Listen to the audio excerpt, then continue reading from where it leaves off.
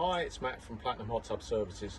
Thought I'd do a quick video today as we're out doing an insulation install on a customer's hot tub. As you can see, we've got all the side panels taken off of this hot tub and there's not very much insulation in there at all. That's going to affect the hot tub in two ways. The thermal efficiency of the hot tub due to heat loss outside, and also it makes the hot tub more expensive for the customer to run.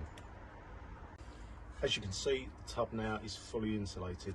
The blanket runs completely around the tub, but what we do is leave the pumps exposed, the spa pack, just in case we need to get some for any maintenance and stuff like that.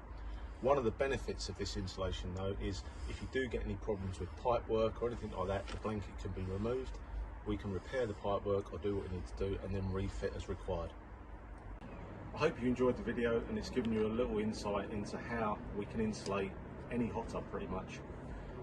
We also offer repairs, servicing and maintenance on any make of hot tub and swim spa, so please don't hesitate to contact us. I'm going to put all the details in at the end of the video.